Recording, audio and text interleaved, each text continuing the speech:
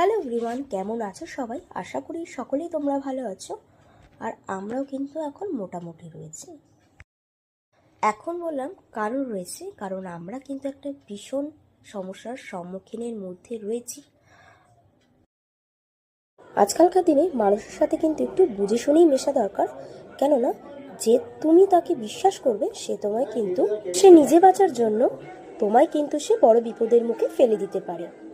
তো যাই হোক, আজকে কিন্তু রান্নার রেসিপিটা শুরু করা যাক। তো দেখো, বাজার থেকে আমি কিছুটা পরিমাণে ছোট ছোট বেবি কর্ন নিয়ে এসেছিলাম। তো সেগুলোকে কিন্তু আমি 3 টুকরো করে নিয়েছিলাম।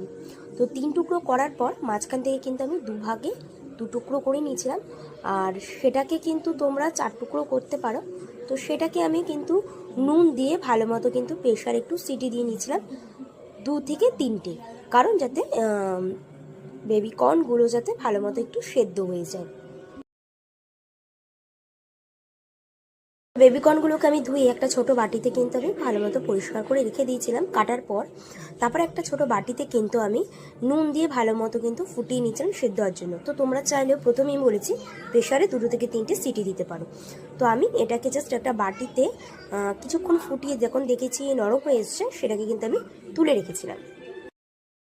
আমার কিন্তু বেবিকর্নগুলো ভালো মতো সেদ্ধ হয়ে গেছে।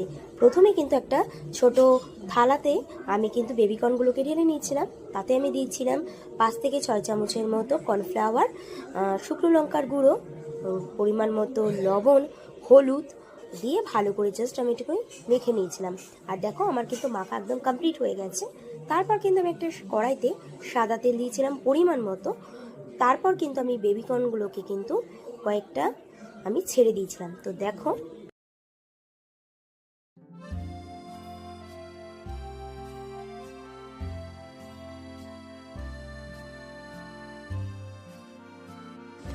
আমার কিন্তু বেবিকর্নগুলো ভাজা হয়ে গেছে।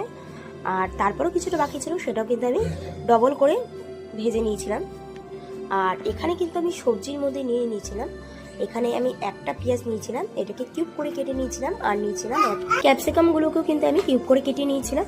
আর এখানে নিয়েছিলাম একটা কাঁচা লঙ্কা, সেটাকে আমি নিয়েছিলাম টুকরো করে। আর নিয়েছিলাম 2 থেকে 3টে রসুনের টুকরো। তো সেটাকেও আমি কিন্তু ভালো মতো টুকরো টুকরো করে নিয়েছিলাম। প্রথমে কড়াইতে সাদা তেল দিয়ে সবজিগুলোকে ভালো মতো কিন্তু আমি একটু সটে করে নিয়েছিলাম। খুব ভালো ভাজা হবে না, আবার খুব বেশি কাঁচাও থাকবে না সেরকম পরিমাণে। তো আমার দেখো প্রায় এটা ভাজা হয়ে এসছে।